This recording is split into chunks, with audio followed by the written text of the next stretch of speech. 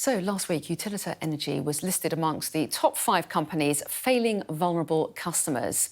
OFGEM told the company it had to do more to help those who are struggling to pay their bills. And the company's founder and CEO, Bill Bullen, joins me now. And Bill Bullen, I want to talk to you a little bit more about OFGEM's criticisms in a moment. But first of all, I want to get your sense of what you believe the scale of the issue is. National Energy Action is warning that millions of people could be pushed into fuel poverty this winter. What's your assessment?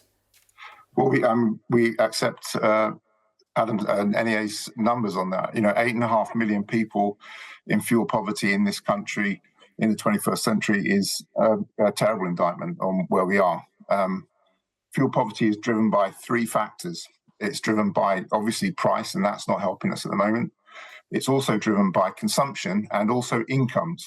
And, with inflation racing away the way it is, people need to recognise that for low-income households, that effective rate of inflation is even higher because all of the basics like energy, like food, are actually what driving that average level of inflation. But they are obviously a bigger part of the purchasing basket, if you like, of lower-income households. So, we've got a real problem right now.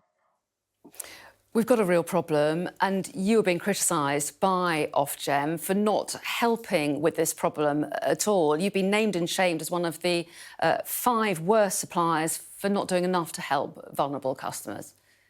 Well, first of all, we do an awful lot to help vulnerable customers. Let me make that absolutely clear. Utilita has, brought an awful lot of innovation into, especially the smart prepay space.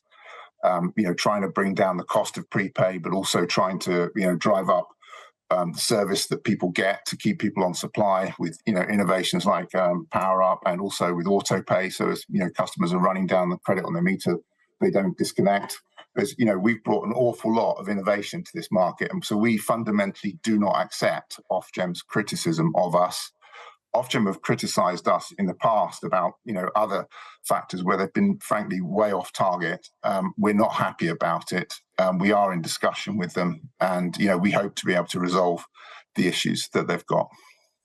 Well, yes, because it isn't just the one time. As you say, you have been repeatedly told off. You're accused of severe weaknesses in July and September too. So you're saying that every time it's the regulator that's wrong? No, I'm not saying it every time. And obviously we're not perfect. But, let's talk about the direct debit issue.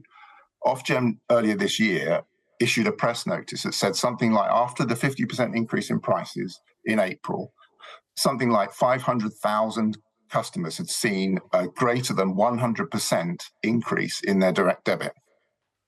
Of those 500,000, 3 of them were Utilita customers. And one of those, I know for a fact, was a customer whose direct debit went from about £5 to about £20. So the fact that OFGEM, with their own subjective analysis, ignored the objective analysis that said actually Utilita's not part of this problem, they published a press release that said we were one of the worst offenders. We clearly weren't. Even by their own analysis, we clearly were not one of the worst offenders. And yet you'd think that OFGEM would understand all those different intricacies of the market, wouldn't you?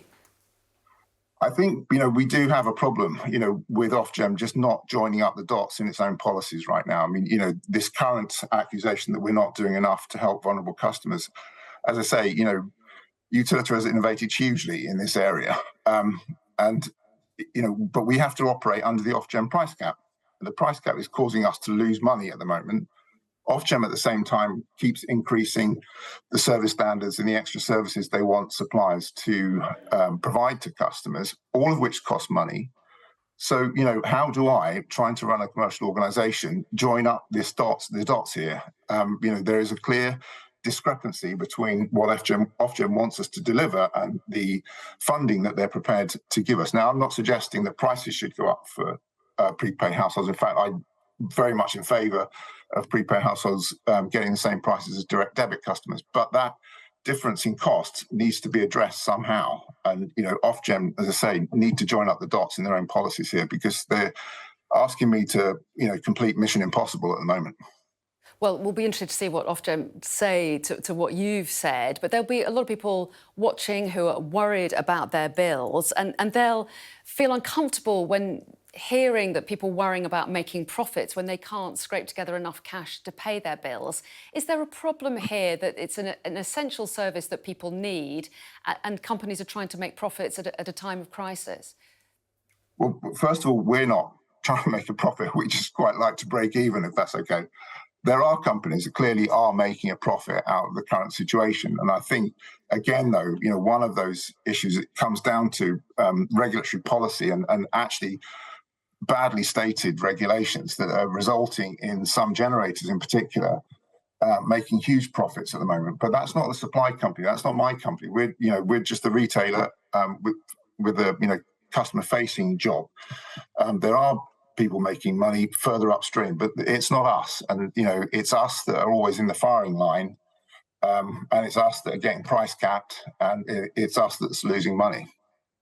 Well, although a lot of energy companies have been criticised, and you're in the company of others as well, aren't you? But Bill Bullen, we do appreciate your time. Thanks very much indeed for talking to us from Utilita. Thank you.